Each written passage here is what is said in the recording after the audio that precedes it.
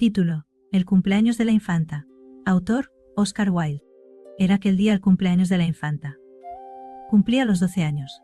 Y el sol brillaba con esplendor en los jardines del palacio. Aunque realmente era princesa, y era la infanta de España, solo tenía un cumpleaños cada año, exactamente como los hijos de la gente muy pobre. Así, era cosa de grande importancia para todo el país que la infanta tuviera un gran día en tales ocasiones. Y aquel día era magnífico en verdad. Los altos y rayados tulipanes se erguían sobre los tallos, como el largo desfile militar, y miraban, retadores, a las rosas, diciéndoles: «Somos tan espléndidos como vosotras». Las mariposas purpúreas revoloteaban, llenas de polvo de oro las alas, visitando a las flores una por una. Los lagartos salían de entre las grietas del muro y se calentaban al sol. Las granadas se cuarteaban y entreabrían con el calor, y se veía sangrante su corazón rojo. Hasta los pálidos lines amarillos que colgaban en profusión de las carcomidas espalderas y a lo largo de las arcadas oscuras parecían haber robado mayor viveza de color a la maravillosa luz solar, y las magnolias abrían sus grandes flores semejantes a globos de marfil y llenaban el aire de dulce aroma enervante. La princesita paseaba en la terraza con sus compañeros y jugaba al escondite entre los jarrones de piedra y las viejas estatuas cubiertas de musgo. En los días ordinarios solo se le permitía jugar con niños de su propia alcurnia, de manera que tenía que jugar sola. Pero su cumpleaños formaba excepción, y el rey había ordenado que invitara a sus amistades preferidas para que jugaran con ella.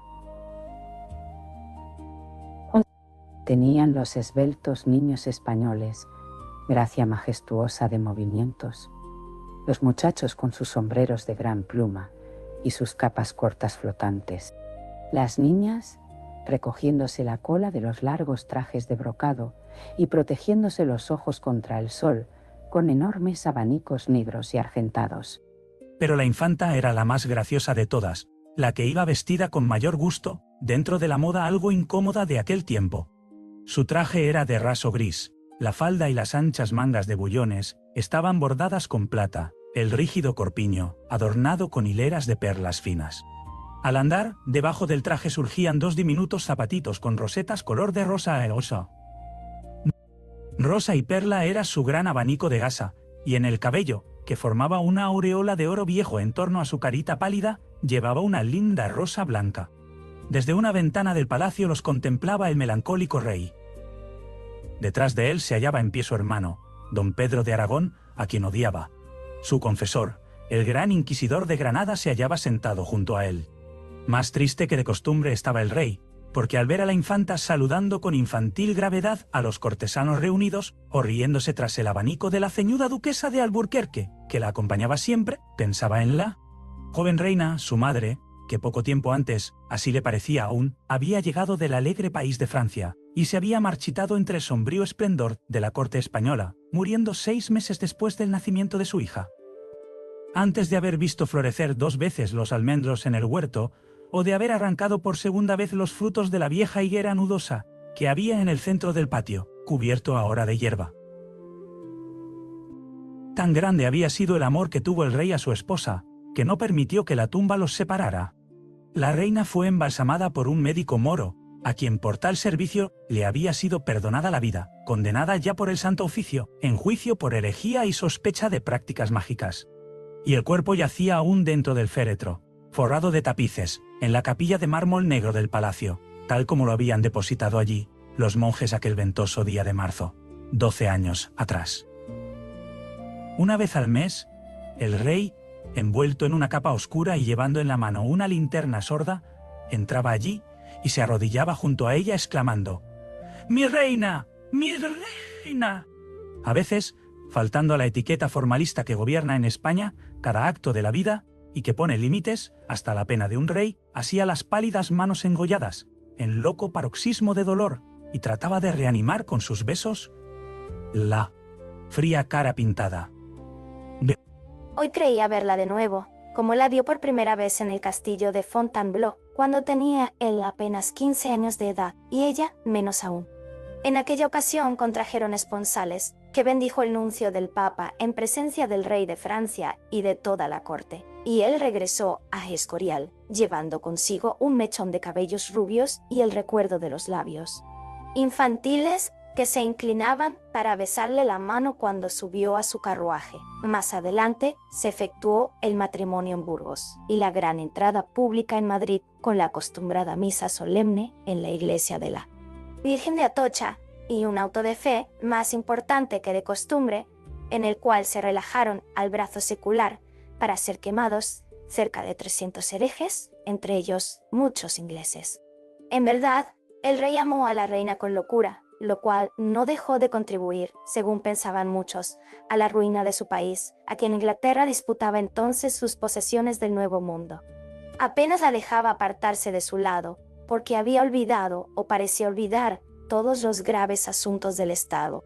Y con la terrible locura que la pasión da a sus víctimas, no advirtió que las complicadas ceremonias con que trataba de divertirla no hacían, sino agravar la enfermedad extraña que sufría. Cuando murió la reina, el rey quedó como privado de razón durante algún tiempo. No cabe duda de que hubiera abdicado formalmente y se hubiera retirado al gran monasterio trapense de Granada, del cual era ya prior.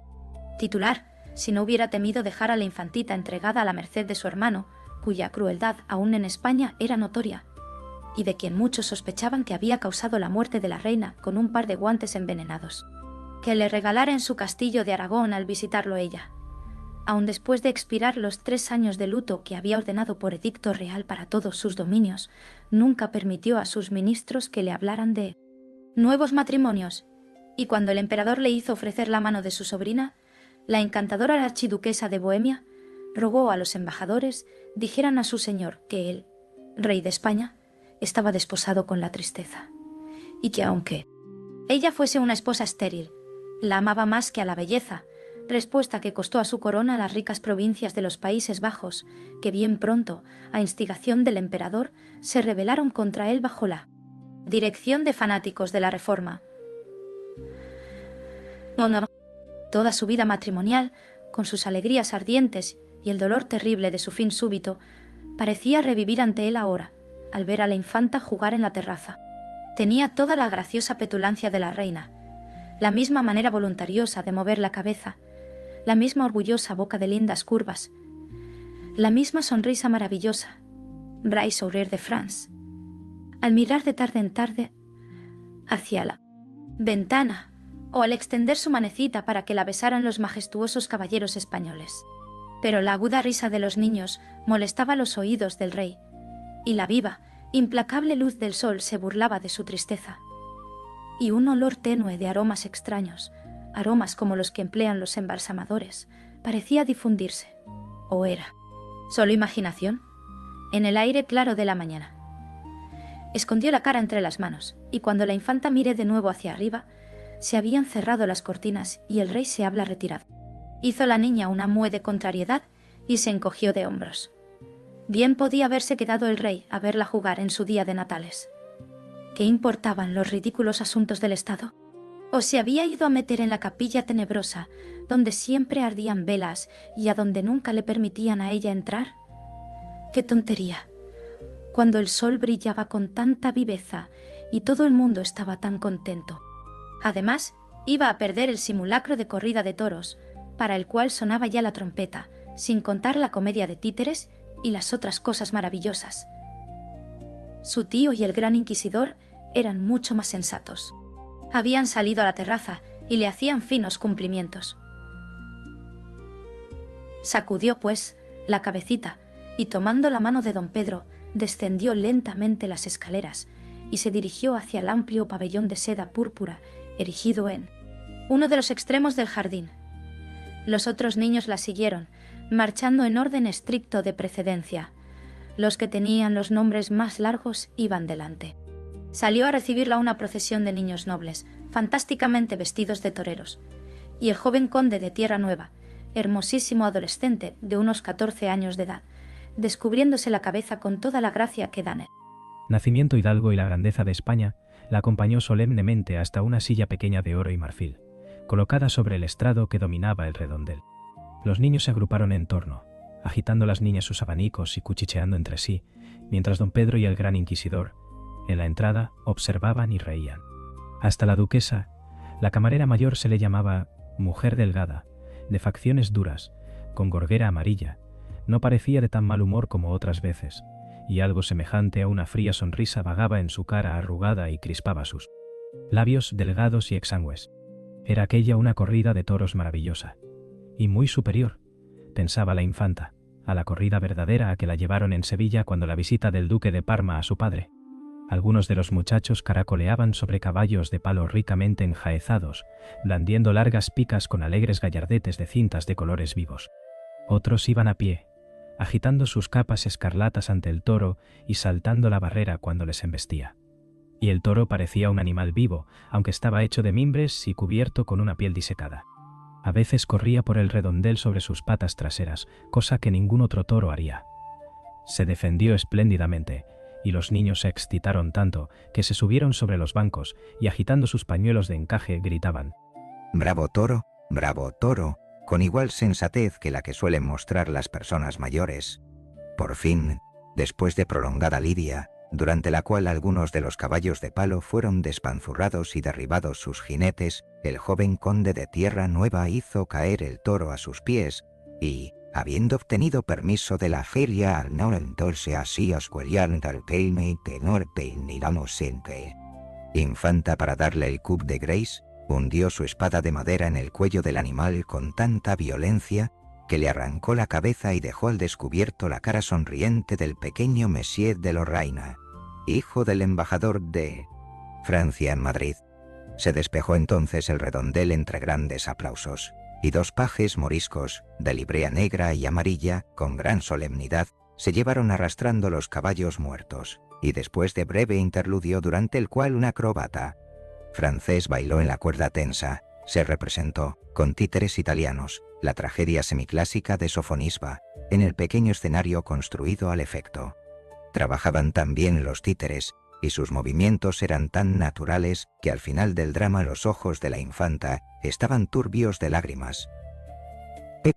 En realidad, algunos niños llegaron a llorar, y hubo que consolarlos con dulces, y el gran inquisidor se afectó tanto que no pudo menos que decir a don Pedro que le parecía intolerable que muñecos hechos de madera y de cera coloreada, y movidos mecánicamente por alambres, fueran tan desgraciados y sufrieran tan terribles infortunios.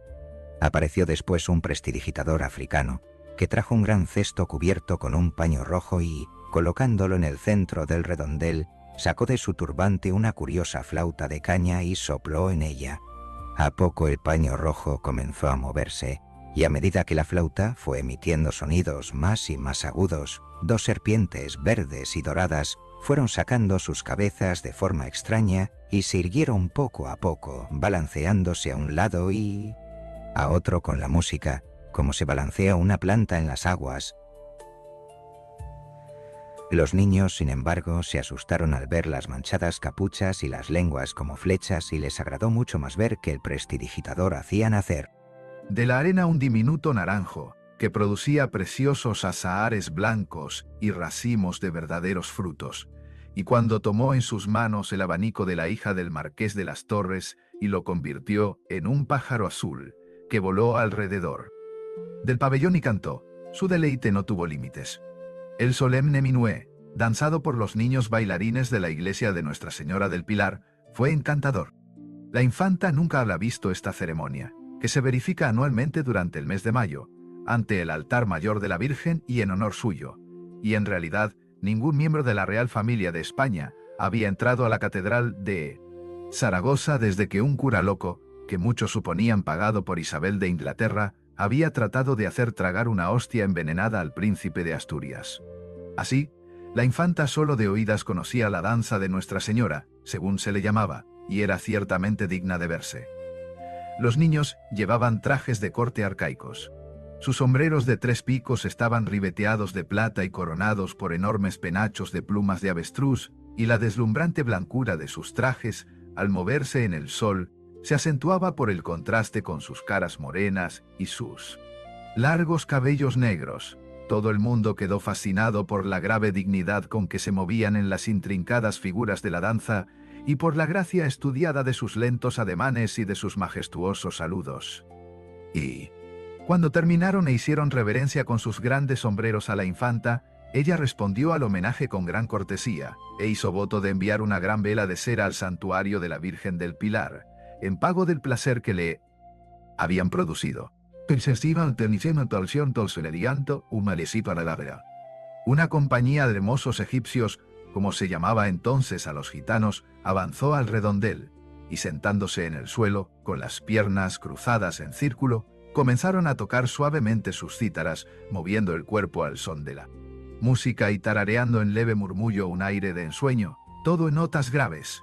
Cuando vieron a don Pedro le gruñeron, y algunos se mostraron aterrorizados, porque apenas hacía 2 semanas que había hecho ahorcar por brujos a 2 de la tribu en la plaza del mercado de Sevilla.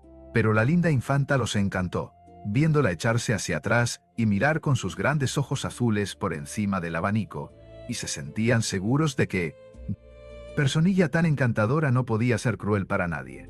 Tocaron pues muy dulcemente, hiriendo apenas las cuerdas de las cítaras con sus largas uñas puntiagudas e inclinando las cabezas como si tuvieran sueño. De pronto, con un grito tan agudo que todos los niños se asustaron y don Pedro se llevó la mano al pomo de su daga, se pusieron en pie y giraron locamente por el redondel, tocando sus tamboriles y cantando una delirante canción de amor en su extraño lenguaje gutural. Luego, a una nueva señal, se echaron todos al suelo y se quedaron allí tranquilos. El opaco rasgueo de las cítaras era el único sonido que rompía el silencio. Después de repetir el acto varias veces, desaparecieron por un momento y volvieron, trayendo un oso pardo y peludo atado con cadena y cargando sobre las espaldas unos pequeños monos de berbería. El oso se ponía de cabeza, con la mayor gravedad, y los monos amaestrados hicieron toda clase de juegos divertidos con 2 niños gitanos que parecían ser sus maestros, y luchaban con espadas diminutas y disparaban fusiles y ejecutaban ejercicios militares como si fueran soldados de la guardia del rey. Los gitanos alcanzaron gran éxito. Pero la parte más divertida de toda la fiesta matinal fue indudablemente el baile del enanito. Cuando entró al redondel, tropezando, tambaleándose sobre sus piernas torcidas y sacudiendo la enorme y deforme cabeza a uno y otro lado, los niños lanzaron gritos de placer, y la infanta rió de tal modo que la camarera mayor hubo de Sapolin y Ocon Tolemoría, con Irene Remalumpe de Buntos Dis Anual. Recordarle que, aunque había precedentes en España de que una hija de reyes hubiera llorado delante de sus iguales, no lo sabía de que una princesa de sangre real se divirtiera tanto delante de personas de nacimiento inferior al suyo. El enano, sin embargo, era irresistible, y aun en la corte de España, famosa siempre por su culta afición a lo horrible, nunca se había visto monstruecillo tan fantástico, y era la primera aparición que hacía. Le habían descubierto apenas el día anterior, corriendo en salvaje libertad, 2 nobles que estaban cazando en un lugar remoto del gran bosque de alcornoques que rodeaba la ciudad, y lo habían llevado al palacio como sorpresa para la infanta. Su padre, campesino pobre, que vivía de hacer carbón vegetal, se había alegrado de verse libre de hijo tan feo y tan inútil. Quizá lo más divertido en él era su incompleta inconsciencia. No se daba cuenta de su aire grotesco. En realidad parecía feliz y estaba lleno de vivacidad. Cuando los niños se reían, él se reía tan alegre y tan libremente como cualquiera de ellos, y al acabar cada baile les hacía la más ridícula de las reverencias, sonriéndoles y saludándolos como si fuera uno de ellos, en vez de ser una cosa deforme que la naturaleza en momento de humorismo había modelado para diversión de los demás. La infanta lo fascinó. No podía quitarle los ojos de encima y parecía bailar para ella sola. Cuando, al terminar la fiesta, recordando ella haber visto que las grandes damas de la corte arrojaban ramilletes a Caffarelli, el famoso sopranista italiano de la Capilla Sixtina, quien el Papa había enviado a Madrid para ver si lograba curar con la dulzura de su voz la melancolía del rey, se quitó del cabello la linda rosa blanca y, en parte por burla y en parte por mortificar a la camarera, se la arrojó a través del redondel con la más dulce de las sonrisas. El enano tomó en serio la cosa y, apretando la flor contra sus toscos labios, se puso la mano en el corazón y se arrodilló ante la infanta, enseñando los dientes de oreja a oreja y brillantes de placer los ojos. La infanta se vio atacada por tal hilaridad que siguió riéndose hasta después que el enanito había salido del redondel y expresó a su tío el deseo de que se repitiera inmediatamente aquel baile.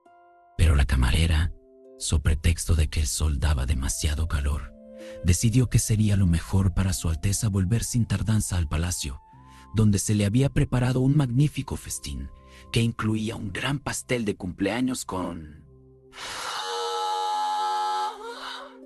sus iniciales labradas en azúcar pintado y una preciosa bandera de plata flotando en lo más alto. La infanta, pues, se levantó con gran dignidad y, habiendo dado la orden de que el enanito bailara ante ella otra vez después de la siesta, y las gracias al adolescente conde de Tierra Nueva por su cortesía, se dirigió a sus habitaciones siguiéndola a los niños en el mismo orden en que habían venido. Cuando el enanito oyó decir que tendría que bailar de nuevo ante la infanta, y por mandato expreso suyo, se puso tan orgulloso que corrió al jardín besando la rosa blanca en grotesco éxtasis de placer y haciendo los más torpes y absurdos gestos de satisfacción. Las flores se indignaron al verlo invadir su bella morada, y cuando lo vieron hacer cabriolas por las avenidas del jardín, levantando los brazos sobre la cabeza de una manera ridícula, no pudieron contenerse. «Es demasiado feo para que se te permita jugar donde estamos nosotros», gritaron los tulipanes.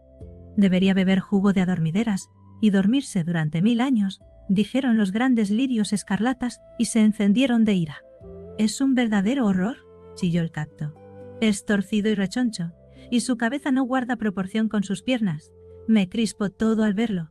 Si se atreve a pasar junto a mí, lo pincho con mis espinas». «Y tiene en las manos uno de mis mejores botones», exclamó el rosal de rosas blancas. «Yo mismo se lo di a la infanta esta mañana como regalo de Natales, y él se lo ha robado», y le gritó a voz en cuello: «¡Ladrón! ¡Ladrón! ¡Ladrón! ¡Ladrón!». Hasta los geranios rojos, que generalmente no se daban aire de importancia y de quienes era sabido que tenían muchos parientes pobres, se retorcieron de disgusto al verlo.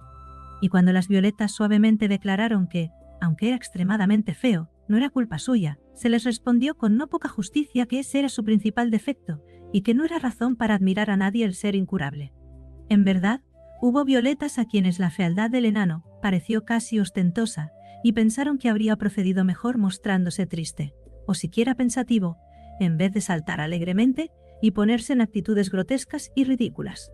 El viejo reloj de sol, que era un personaje muy notable y había indicado las horas del día no menor persona que el emperador Carlos V, se quedó tan azorado ante el aspecto del enanito que casi se olvidó de mover su largo dedo de sombra durante 2 minutos, y no pudo menos de decirle al pavo real blanco, color de leche, el cual tomaba el sol en la balaustrada, que todo el mundo sabía que los hijos de reyes eran reyes y que los hijos de carboneros eran carboneros, y que era cosa absurda pretender lo contrario, afirmación a la cual asintió de buen grado el pavo real y hasta gritó: «Ciertamente, ciertamente», con voz tan aguda y desagradable, que los peces dorados que vivían en el tazón de la fresca fuente borbotante sacaron las cabezas del agua y preguntaron a los enormes tritones de piedra qué diablos pasaba en tierra. Pero como quiera que fuese, a los pájaros les gustaba el enanito. Lo habían visto con frecuencia en el bosque, bailando como silfo con el remolino de hojas secas, o agachado en el hueco de algún viejo roble, compartiendo sus nueces con las ardillas. No les importaba nada que fuera feo, a la verdad, ni aun el ruiseñor, cuyo canto era tan dulce por las noches entre las arboledas de naranjos, que la luna se inclinaba para escucharle. Se distinguía por su belleza, y además, el enano había sido amable con ellos, y durante aquel invierno terriblemente frío, en que no había frutos en los árboles, y el suelo estaba duro como el hierro, y los lobos habían llegado hasta las puertas de la ciudad en busca de alimento, nunca se había olvidado de ellos, sino que les había dado migajas de su libreta de pan negro, y dividía con ellos su pobre desayuno. Así, los pájaros volaban en torno suyo, tocándole las mejillas con sus alas al pasar, y charlaba entre sí, y el enanito estaba tan contento que no podía menos de enseñarles la linda rosa blanca y decirles que la infanta se la había dado porque lo amaba. Ellos no entendían una palabra de lo que él les decía, pero eso no importaba, porque ladeaban la cabeza y tomaban aire serio, lo cual vale tanto como entender, y es mucho más fácil. Los lagartos también se encantaron con el enanito, y cuando se cansó de correr y se echó a descansar sobre la hierba, jugaban y corrían sobre él y trataban de divertirlo lo mejor que podían. No todo el mundo puede tener la belleza de los lagartos, decían, eso sería pedir demasiado. Y, después de todo, no es tan feo el muchacho, sobre todo si uno cierra los ojos y no lo mira. Los lagartos tenían naturaleza de filósofos, y durante horas enteras se quedaban tranquilos pensando cuando no había otra cosa que hacer o cuando el tiempo estaba demasiado lluvioso para salir a paseo. Las flores estaban excesivamente disgustadas con la conducta de los lagartos y de los pájaros. Ya se ve, decían, que tanto correr y volar no puede menos que hacer vulgares a las gentes. Las gentes bien educadas se quedan siempre en un mismo lugar, como nosotras. Nadie nos ha visto salir por los paseos, ni galopar locamente a través de la hierba a caza de libélulas. Cuando queremos cambiar de aires, hacemos llamar al jardinero, y él nos lleva a otro arriado. Eso es digno, y es como deben ser las cosas. Pero los pájaros y los lagartos no tienen idea del reposo, y los pájaros ni siquiera tienen residencia conocida.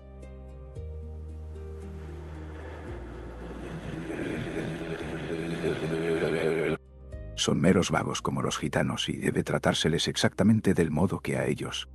Hicieron pues gestos de desdén, tomaron actitud altiva y se pusieron contentas cuando poco rato después vieron al enanito levantarse de entre la hierba y dirigirse al palacio a través de la terraza.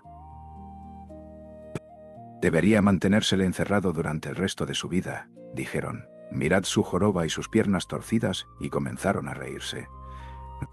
Pero el enanito nada sabía de esto. Le gustaban mucho los pájaros y los lagartos, y creía que las flores eran las cosas más maravillosas del mundo entero, excepto la infanta, porque ella le había dado la linda rosa, blanca, y lo amaba, así es que resultaba cosa aparte. ¿Cómo le habría gustado volver a su bosque con ella? Ella lo pondría a su derecha y le sonreiría, y él nunca la abandonaría, sino que la haría su compañera de juegos y le enseñaría toda clase de habilidades divertidas. Porque, si bien él nunca había entrado a un palacio antes de ahora, sabía muchas cosas maravillosas. Sabía hacer jaulas de junco para que los saltamontes cantaran en ellas, y convertir las largas cañas de bambú en flautas que Pan gusta de escuchar. Conocía el grito de cada pájaro, y sabía llamar a los estorninos de la copa de los árboles y a las garzas de la laguna. Conocía el rastro de cada animal, y sabía rastrear a las liebres por la leve huella de sus pies y al oso por las hojas pisoteadas. Conocía todas las danzas del viento, la danza loca en traje rojo para el otoño, la danza ligera con sandalias azules sobre el trigo, la danza con coronas de nieve en invierno y la danza de las flores a través de los huertos en primavera. Sabía dónde construyen su nido las palomas torcaces, y una vez, cuando un cazador atrapó a una pareja que anidaba, crió a los pichones él mismo y les fabricó un palomar en un olmo desmochado. Eran muy mansos estos pichones y comían en sus manos por la mañana. A ella le agradarían, y le agradarían los conejos que se deslizaban por entre los largos helechos y los grajos con sus plumas aceradas y negros picos, y los puercoespines que sabían convertirse en bolas de púas, y las grandes tortugas prudentes que andaban despacio, moviendo la cabeza y mordiendo las hojas nuevas. Sí, la infanta debería venirse al bosque y jugar con él. Él le daría su propio lecho, y velaría fuera, junto a la ventana, hasta la aurora, para que los ganados salvajes no le hicieran daño ni los flacos lobos se acercaran demasiado a la cabaña. Y a la aurora tocarían el postigo y la despertaría, y saldrían juntos y bailarían todo el día. No se echaba de menos a nadie en el bosque. A veces pasaba un obispo sobre su mula blanca, leyendo en un libro con imágenes. A veces, con sus gorros de terciopelo verde y sus justillos de piel de ciervo, pasaban los halconeros, con halcones encapuchados en la mano. En tiempos de vendimia, venían los lagareros con manos y pies de púrpura, coronados de lustrosa hiedra y cargando chorreantes cueros de vino. y los carboneros se sentaban durante la noche en torno a sus hornos, mirando los leños secos que se carbonizaban lentamente y asando castañas en las cenizas, y los bandidos salían de sus cuevas y se solazaban con ellos. Una vez, además, había visto una admirable procesión que hormigueaba en la larga y polvorienta ruta de Toledo.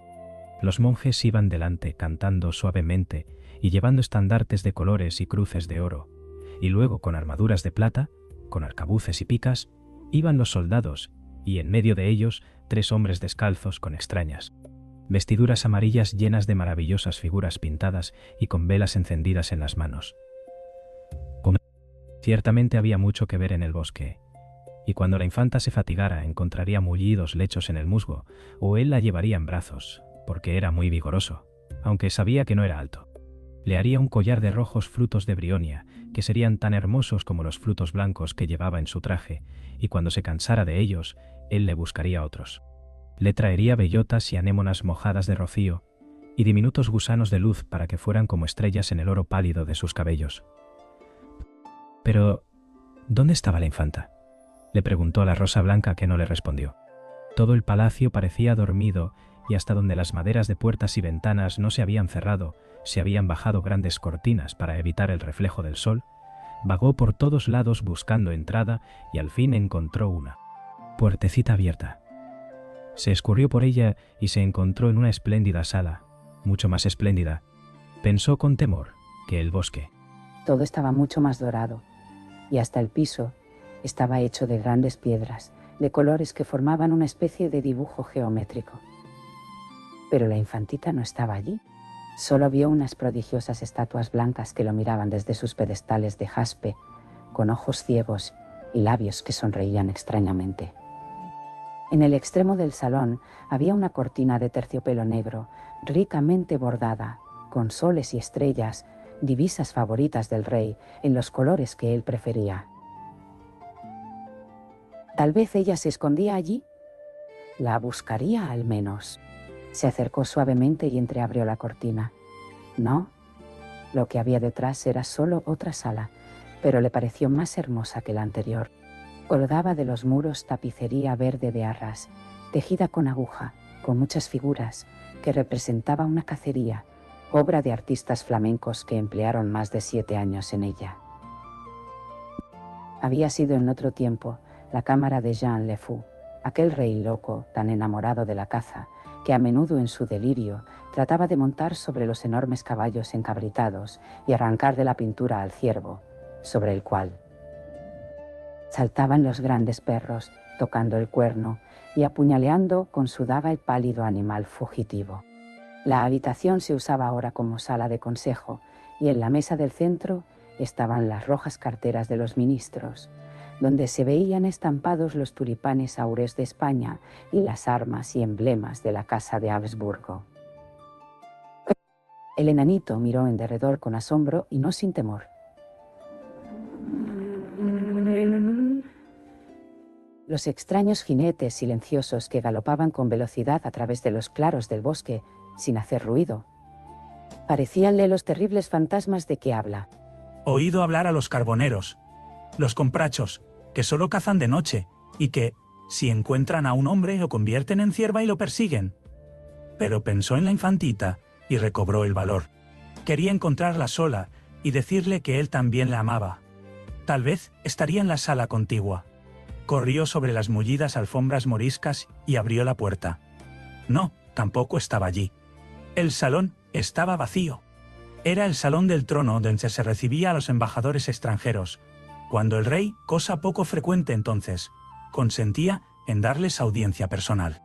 El salón en donde tiempos atrás se habla recibido a los enviados de Inglaterra para concertar el matrimonio de la reina inglesa, uno de los soberanos católicos de la Europa de aquellos días, con el hijo mayor del emperador. Las colgaduras eran de cuero de Córdoba, dorado, y del techo blanco y negro pendía un pesado candelabro áureo con brazos para 300 bujías. Bajo un gran dosel de paño tejido con oro, donde estaban bordados en aljófar los leones y las torres de Castilla, se hallaba el trono, cubierto con rico palio de terciopelo negro tachonado de tulipanes de plata, y primorosamente ribeteado de plata y perlas. En el segundo escalón del trono se hallaba el reclinatorio de la infanta, con su cojín de tela tejida de plata, y debajo, fuera ya del lugar que cubría el dosel, la silla del nuncio papal, la único que tenía el derecho de sentarse en presencia del rey en las ceremonias públicas, su capelo cardenalicio, con sus entretejidas borlas de escarlata, descansaba sobre un taburete purpúreo enfrente. En el muro, frente al trono, se veía el retrato de Carlos V, de tamaño natural, en traje de caza, con un gran mastín al lado. El retrato de Felipe II, recibiendo el homenaje de los Países Bajos, ocupaba el centro de otro muro.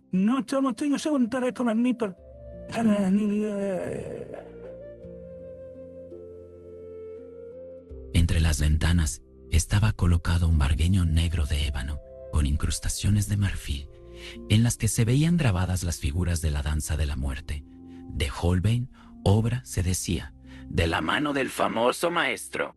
Pero al enanito nada le importaba tanta magnificencia. No hubiera dado su rosa por todas las perlas del dosel, ni un solo pétalo de la rosa por el trono. Lo que quería era ver a la infanta antes de que volviera a bajar al pabellón y pedirle que se fuera con él al bosque cuando terminara el baile. Aquí, en el palacio, el aire era pesado, pero en el bosque corría con libertad el viento, y la luz del sol, con vagabunda mano de oro, apartaba las hojas trémulas. Había flores también en el bosque, no tan espléndidas quizá como las flores del jardín, pero más perfumadas. Los jacintos, al comenzar la primavera, inundaban de púrpura ondulante las frescas cañadas y los herbosos altosanos. Las prímulas amarillas anidaban en pelotones alrededor de las retorcidas raíces de los robles, y crecían celidonias de color vivo, y verónicas azules, y lirios de oro y lila. Había mentos grises sobre los avellanos, y digitales que desmayaban al peso de sus abigarradas corolas, frecuentadas por las abejas. El castaño lucía sus espiras de estrellas blancas, y el oxiacanto sus hermosas lunas blancas. Sí, la infanta vendría si él lograba encontrarla. Vendría con él al hermoso bosque, y todo el día bailaría él para ella, de puro deleite. Una sonrisa iluminó sus ojos al pensarlo, y pasó a la habitación siguiente. De todas las salas, era esta la más luminosa y la más bella. Los muros estaban cubiertos de damasco de Luca, con flores rosadas, salpicado de pájaros y moteado de florecillas de plata.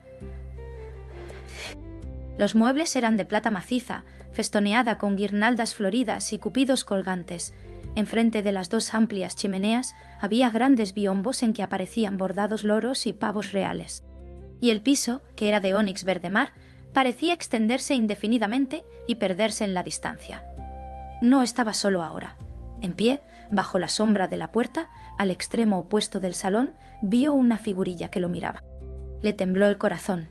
Salió de sus labios un grito de alegría y se acercó al centro de la sala, iluminado por el sol. Al hacerlo, la figurilla se movió también, y pudo verla claramente. La infanta era un monstruo, el monstruo más grotesco que había visto nunca. No tenía formas normales, las de todo el mundo, sino que tenía joroba, y era torcido de miembros, y la cabeza era enorme, oscilante, con crin negra. El enanito frunció el ceño, y el monstruo lo frunció también. Se rió, y la figurita se rió con él, y se llevó las manos al costado como él. Le hizo un saludo burlesco, y respondió con igual cortesía. Se dirigió hacia ella, y ella vino a su encuentro, copiando cada uno de sus pasos y deteniéndose cuando él se detenía. Gritó, lleno de risa, y corrió hacia adelante, y extendió la mano, y el monstruo lo hizo también con igual prisa.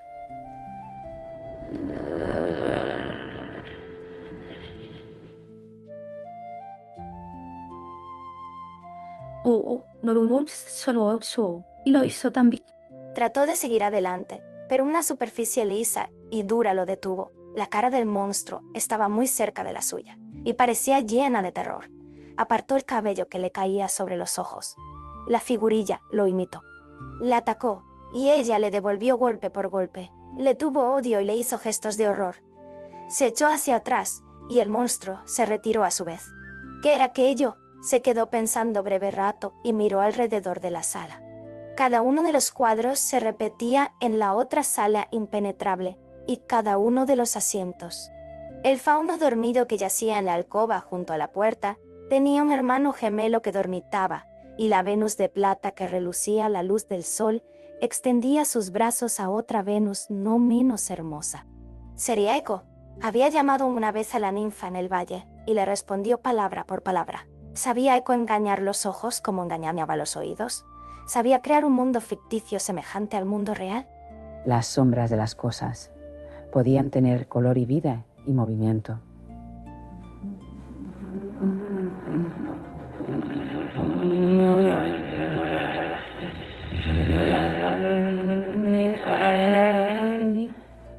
Podía ser que, sobresaltado, se quitó del pecho la linda rosa blanca, miró de frente al espejo y la besó. El monstruo tenía la rosa igual a la suya, pétalo por pétalo. La besaba con iguales besos y la apretaba contra su corazón con gestos horribles.